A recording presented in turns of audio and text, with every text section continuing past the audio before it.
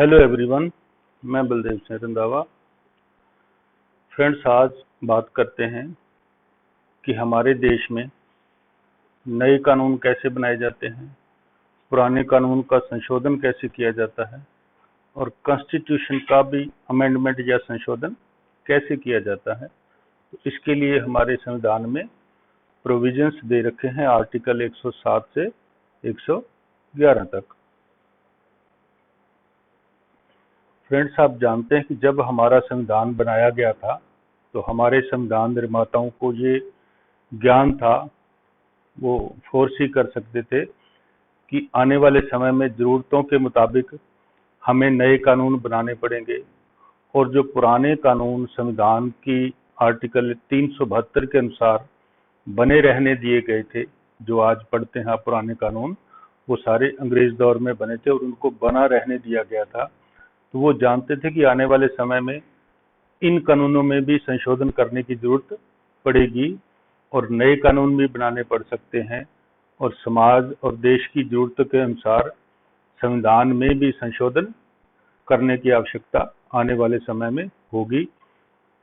तो इसके लिए उन्होंने एक बकायदा संविधान के अंदर प्रोसीजर बना के आर्टिकल्स के रूप में हमें दिया था और उसी प्रोसीजर की पालना करते हुए आज की सरकारें या हमारी संसद या हमारी विधानसभाएं, जिसको हम असेंबली और पार्लियामेंट कहते हैं, वो समय समय पर कानूनों में, पुराने कानूनों में अमेंडमेंट करते हैं, नए कानून बनाते हैं और हमारी पार्लियामेंट वक्त वक्त पर हमारे कॉन्स्टिट्यूशन में जरूरत मुताबिक अमेंडमेंट करती है।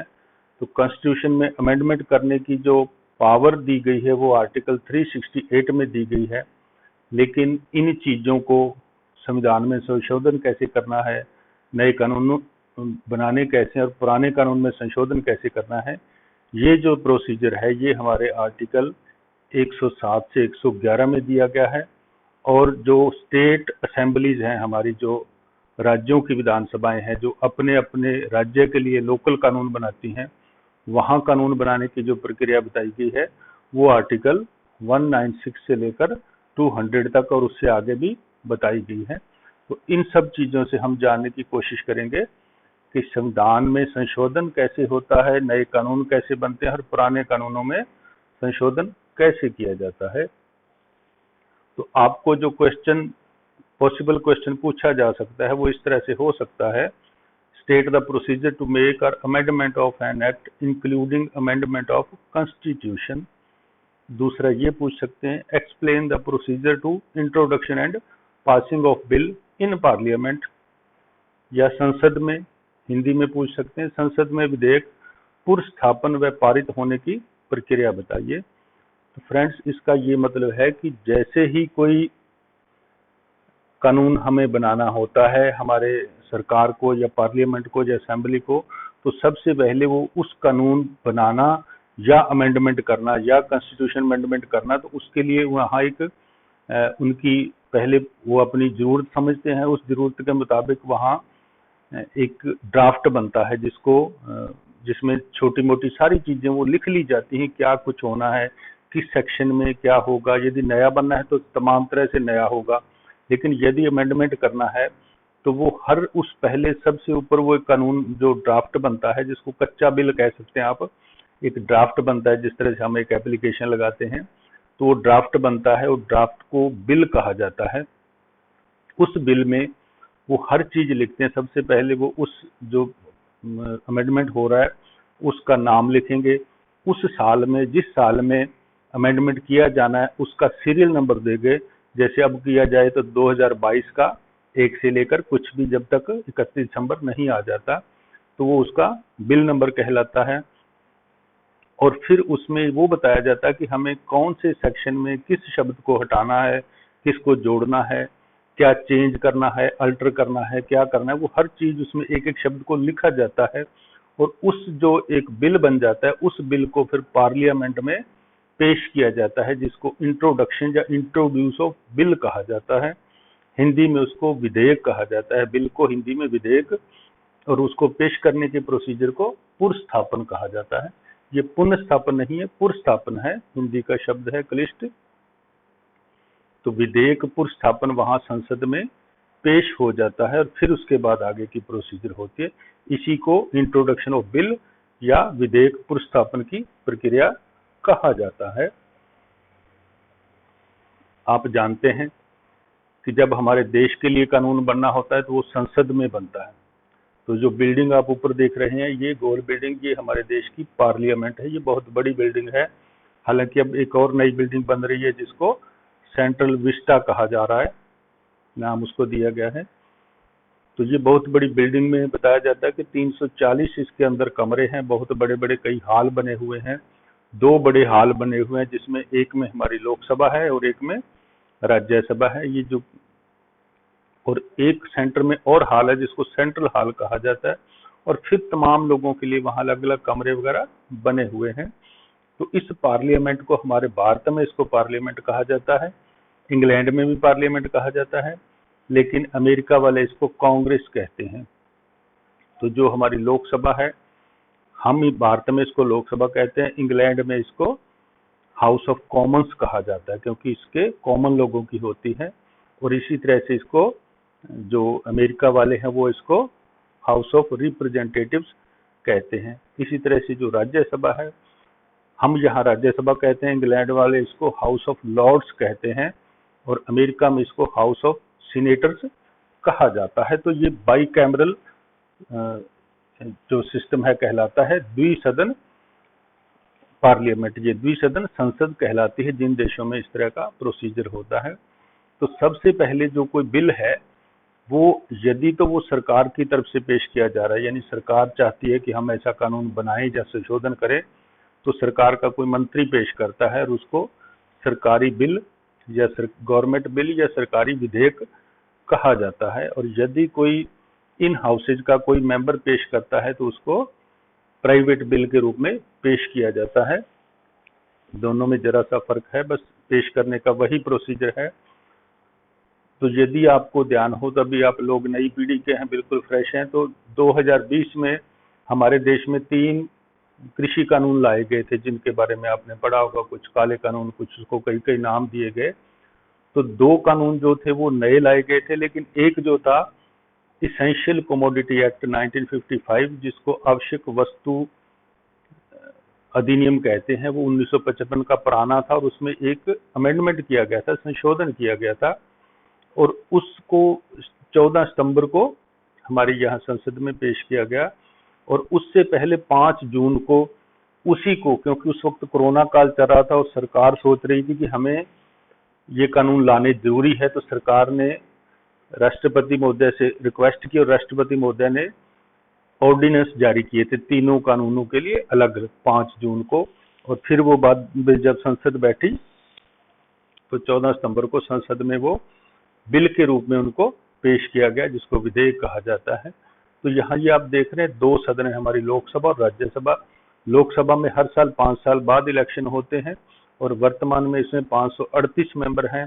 राज्यसभा एक तरह का परमानेंट हाउस है जिसमें वो सब कभी डिसॉल्व नहीं होती, लेकिन उसके 1/3 जो मेंबर्स हैं वो 2 साल बाद रिटायर हो जाते हैं और हर 6 साल बाद वो अपना स्थान छोड़ देते हैं और नए उनकी जगह पर आ जाते हैं।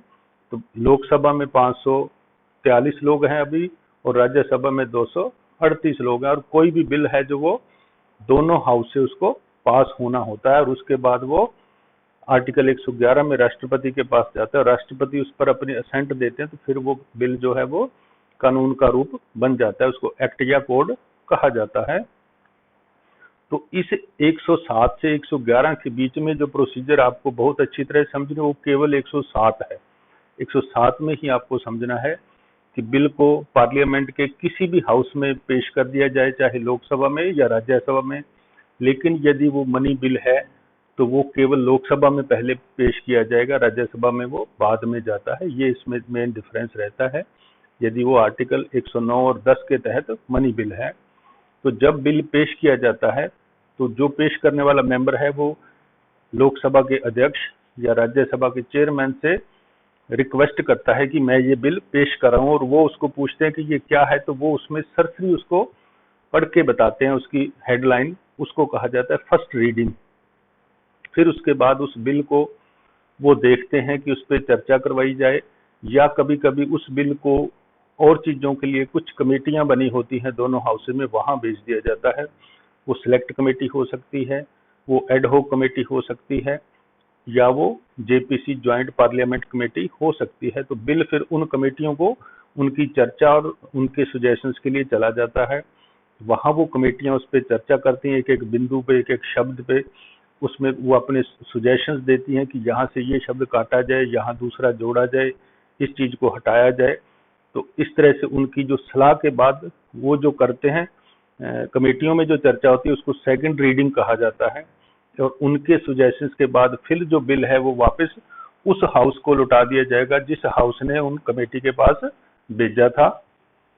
फिर वो जब हाउस में आएगा तो हाउस में फिर उस पर एक सरसरी चर्चा होती है जिसको थर्ड रीडिंग कहा जाता है। तो इस तरह 3 रीडिंग्स उस बिल पे हो जाती हैं, और फिर उसके बाद उस बिल पे जो जिस भी हाउस में पेश हो रहा है, चाहे वो लोकसभा या राज्यसभा, अगर लोकसभा में होता है तो लोकसभा के अध्यक्ष जो हैं, प्रेसिडेंट जो हैं, वो उस पे एक एक बिंदु पे सदस्यों को बोलने का समय देंगे, उनके एतराज होंगे, और उसके बाद फिर उस पे वोटिंग होती है। वोटिंग चाहे तो वर्बली, जिसको इंग्लिश में वो बोलते हैं से इन फेवर, से आए तो वो जोर से आए बोलते हैं, से अगेंस्ट, से ने, हु आर अगेंस्ट, तो इस तरह से ने बोलते हैं। तो आए और ने की जो साउंड आती है, उस साउंड के बाद वो पता चल जाता है कि कौन लोग किसके फेवर में है या अगेंस्ट है। इस तरह से उस बिल को या उस सुजेशंस को पास मान लिया जाता है। और फाइनल कभी कभी उस पर जो वोटिंग होती है वो वोटिंग होती है एक्चुअल वोटिंग के द्वारा। आजकल नए हाउस में या नई प्रोसीजर के तहत सदस्यों की सीटों पर बटन लगा दिए गए हैं, लाइट वाले बटन। तो जैसे ही वो बटन दबाते हैं वहाँ लाइट जलती है और उनका वोट काउंट हो जाता है। कई बार ऐसा भी होता है। इन चीज़ों को आप लोकसभा या राज्यसभा के साइट पर या उनके चैनल पर गूगल करके अच्छी तरह से समझ सकते हैं। तो फिर इस तरह से वो एक हाउस में जब बिल पास हो जाता है तो उसका अध्यक्ष या चेयरमैन उसको डिक्लेयर करता है कि बिल पास कर दिया गया, और फिर उस बिल को दूसरे हाउस को भेजा जाता है। दूसरे हाउस में फिर वो कमेटियों को नहीं जाता, वहां वो चर्चा होती है और उसके बाद उस पर वोटिंग के द्वारा या तो उस बिल को पास कर दिया जाता है या उसको रिजेक्ट कर दिया जाता है। तो इस तरह से उस बिल को पास हुआ या क्या हुआ। यदि वो दोनों हाउस से पास होगा तो फिर वो राष्ट्रपति महोदय के पास जाता है, राष्ट्रपति उस पर अपनी असेंट देते हैं, जिसको सहमति प्रदान करना कहा जाता है, और फिर उसके बाद वो बिल कानून का रूप ले लेता है। तो इस तरह से आप देखें कि 107 पे आपको ज्यादा अटेंशन देनी है कि सारी प्रोसीजर यही है। इसके बाद आता है आर्टिकल 108। कभी कभी ऐसा होता है कि जो कोई बिल एक हाउस में गया, एक हाउस ने उसको पास कर दिया, दूसरे में गया तो दूसरे हाउस ने या तो उसको पास नहीं किया या उसमें बहुत ज्यादा ऑब्जेक्शन लगाए, या अपने सुजेशंस दिए और सुजेशंस के साथ उसको दूसरे हाउस को भेज दिया, और पहला जो हाउस है उसमें वो सुजेशंस करना नहीं चाहता, या वो दूसरी बात मानना नहीं चाहता, या कोई ऐसा बिल जो एक हाउस में 6 महीने से ज्यादा से पड़ा रहा और उस पर उसने कोई रिएक्शन नहीं दिया हाउस ने, तब राष्ट्रपति महोदय क्या करते हैं कि दोनों हाउस की एक ज्वाइंट सिटिंग या ज्वाइंट मीटिंग बुलाते हैं, जो उस हमारे पार्लियामेंट के सेंट्रल हॉल में होती है, क्योंकि वहाँ बहुत सारे मेंबर्स के बैठने की जगह होती है। तो यदि आप देखें तो हमारे यहाँ जो लोकसभा में है अभी 543 मेंबर्स, और दूसरे में है 238। तो इस तरह से कुल 781 मेंबर्स हैं। तो जब ये ज्वाइंट सिटिंग बैठेगा तो फिर ये दोनों में अलग अलग नहीं काउंट होगा, केवल इनको 781 माना जाएगा, और 781 में जितने भी प्रेजेंट हैं उन सब के बहुमत से, यानी 781 का हाफ से ज्यादा होते, या जितने भी वो लोग होंगे, कुल जो प्रेजेंट लोग हैं, प्रेजेंट लोगों का जो मेजोरिटी होगी उसके द्वारा ही ये मान लिया जाएगा कि वो बिल पास हो गया। तो इस तरह से ज्वाइंट सिटिंग भी होती है, ये 108 में दिया गया है। तो हमारे देश के इतिहास में आज तक केवल 3 बार ये स्थिति आई है। पहली बार आया था, एक एंटी डाउरी एक्ट आया था, एंटी डाउरी एक्ट 1961 में, तब ये एक ज्वाइंट मीटिंग हुई थी। दूसरी बार आया था बैंकिंग रूल्स का एक नियम आया था 1978 में, और तीसरी बार आया था पोटा, जब वाजपेयी जी हमारे प्रधानमंत्री थे तो उन्होंने एक एक्ट पास किया था, पोटा, प्रिवेंशन ऑफ टेररिज्म एक्टिविटीज 2000। तो केवल 3 बार हमारी जो पार्लियामेंट है वो ज्वाइंट सिटिंग में बैठी है आज तक के इतिहास में। इसके अलावा हमेशा वो पहली अलग अलग हाउस के द्वारा ही उसका बिल जो बनते रहे, बिल कानून में चेंज होते रहे या रिजेक्ट होते रहे। 2 सेक्शंस आगे आर्टिकल्स आते हैं 109 और 110। ये आर्टिकल्स मनी बिल के बारे में प्रावधान करते हैं। आप जानते हैं कि जब हमारा देश में बजट पेश होता है हर साल, तो बजट में तो चीजें होती हैं कि सरकार ने क्या लेखा जोखा है, सरकार की क्या साल भर की कमाइयां हैं और किस तरह से खर्चे हैं। लेकिन मनी बिल को थोड़ा अलग इस तरह से कहते हैं कि मनी बिल टैक्स से रिलेटेड होता है, और इसकी जो डेफिनेशन है वो 110 में दी गई है। तो ये कहा जाता है कि मनी बिल को केवल लोकसभा में पेश किया जाएगा, राज्यसभा में मनी बिल कभी पेश नहीं होता। तो लोकसभा उसको जब पारित कर देती तो राज्यसभा को उसकी चर्चा के लिए भेजा, तो राज्यसभा वहां 14 दिन तक उस बिल को रोक सकती है, अपने सुजेशन दे सकती है और बिल को वापस आना होता है। यदि नहीं आए तो भी उसको पास मान लिया जाएगा, और यदि नहीं वापस आ गया तो भी पास माना जाएगा। तो राज्यसभा द्वारा दिए गए जो सुजेशंस होते हैं उनको लोकसभा मानने के लिए बाध्य नहीं है। उसको उसी रूप में जिस तरह से लोकसभा ने पेश किया वैसे का वैसा ही मनी बिल को पास मान लिया जाएगा। तो डेफिनेशन इसकी ये दी गई है 110 में कि मनी बिल किसको माना जाएगा। तो सामान्यतः मनी बिल उसको माना जाएगा जिसमें टैक्स, कभी भी टैक्स इम्पोज किया गया है, यानी टैक्स लगाया गया है, उसमें अल्टर किया गया है, चेंज किया गया है, उसको कम किया गया है, या उसमें उसको खत्म किया गया है, एबोलिश किया गया है। इस तरह से इस तरह माना जाएगा कि चाहे उसको कम किया, खत्म किया, घटाया या बढ़ाया। तो 5 तरह की यदि वो चीजें आती हैं तो उस बिल को मनी बिल कहा जाएगा। और मनी बिल क्या बिल है, लोकसभा का अध्यक्ष इसकी पूरी पावर रखता है कि वो किसी बिल को मनी बिल डिक्लेयर कर दे।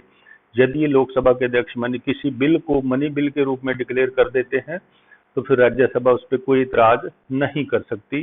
अक्सर कई बार सरकारें चालाकी के भी ये काम करती है। यदि जब मोदी सरकार पहली बार आई थी तो आधार से रिलेटेड, जो आज आधार जो हमारी जिंदगी का आज आवश्यक हिस्सा बन गया है, तो आधार से रिलेटेड उन्होंने एक बिल, तब के जो हमारे फाइनेंस मिनिस्टर थे अरुण जेटली जी, उन्होंने पेश किया। तो आधार बिल को वो पास करवाना चाहते थे लेकिन विरोधी पास नहीं होने देना चाहते थे। तो उन्होंने आधार को मनी बिल के रूप में, आधार में जो अमेंडमेंट या आधार की जो जरूरतें थी उसको कंपलसरी लागू करने वाली, उसको मनी बिल के रूप में पेश किया। तो दूसरी पार्टी ने एतराज जताया तो अरुण जेटली ने कहा क्योंकि आधार के द्वारा हम ये, जब आधार हर जगह लिंक हो जाएगा तो उससे जो लोग फालतू पैसा दूसरों का खाते हैं, जैसे एलपीजी में है, बैंकिंग में है और चीजों में है, तो उससे पैसा हमारा बचेगा। तो इस तरह से उसको मनी बिल का रूप देके उन्होंने पास करवा लिया, और ये चीज आपके सामने आई 109 और 10 में। अब जब 109 और 10 में तमाम तरह के बिल पास हो गए तो अब इस बिल को राष्ट्रपति महोदय की सहमति के लिए आर्टिकल 111 में भेजा जाएगा। आर्टिकल 111 में जैसे ही राष्ट्रपति उस पर अपनी सहमति देते हैं तो वो बिल का फिर नाम हो जाएगा एक्ट या कोड, जैसी भी स्थिति हो तो वो बिल फिर एक्ट के रूप में चेंज हो जाएगा। और फिर जो हमारे देश का गृह मंत्रालय है या लॉ मिनिस्ट्री है, उस पे उसको गजट नोटिफिकेशन, जो हमारा राजकीय राजपत्र है, उसमें उसको उसमें नोटिफिकेशन जारी होता है कि फला फला एक्ट जो है, इस एक्ट को राष्ट्रपति महोदय ने इस तारीख को अपनी असेंट दे दी है और हम इसको नोटिफाई कर रहे हैं और ये इस तारीख से लागू होगा। उसमें कोई फ्यूचर की डेट भी हो सकती है और उसमें कोई उस दिन भी हो सकता है, जिसको एट वंस बोलते हैं। एट वंस यानी आज तुरंत प्रभाव से लागू हो रहा है। यदि आप एक्ट पढ़ते हैं तो आप कोई भी एक्ट पढ़ेंगे, जितने भी आप पुराने फर्स्ट ईयर वाले जो और पढ़ रहे हैं, कॉन्स्टिट्यूशन पढ़ें, तो कॉन्स्टिट्यूशन हमारा जैसे 26 नवंबर को 1949 को पूरा हो गया, लेकिन लागू किया 26 जनवरी को। तो नोटिफिकेशन इस तरह से हुआ कि कब से लागू होगा। आपके हिंदू बिल जितने भी पढ़ते हैं वो भी ऐसे ही हुए। और जिस तरह से आपका ये जो कॉन्ट्रैक्ट एक्ट है पास, वो पहले हो गया, गवर्नर जनरल की असेंट भी मिल गई, लेकिन उसको लागू कब होना है ये बाद की डेट डिक्लेयर की। तो ये आपसे अक्सर क्वेश्चन पूछा जाता है कि कौन सा एक्ट कब पास हुआ और कब वो लागू हुआ। तो जिस दिन वो एनफोर्स में आएगा उसको कमेंसमेंट या लागू होना कहा जाता है। तो इस तरह से आप इस चीज को समझ सकते हैं कि देश में, संसद में किस तरह से कोई कानून निर्माण होगा या उसमें संशोधन होगा, और अगर कॉन्स्टिट्यूशन में अमेंडमेंट होना है तो वो भी इसी प्रोसीजर से ही होना है। इस प्रोसीजर के अलावा ऐसा कोई प्रोसीजर नहीं है कि हमारे देश में कोई नया कानून बन सके। एक चीज आप और ध्यान रखें कि यहाँ हम बिल की बात कर रहे हैं, बिल को विधेयक कहा जाता है, ये अध्यादेश नहीं है। अध्यादेश एक अलग है, उसकी बात हम नेक्स्ट वीडियो में करने वाले हैं। Okay, thank you, take care.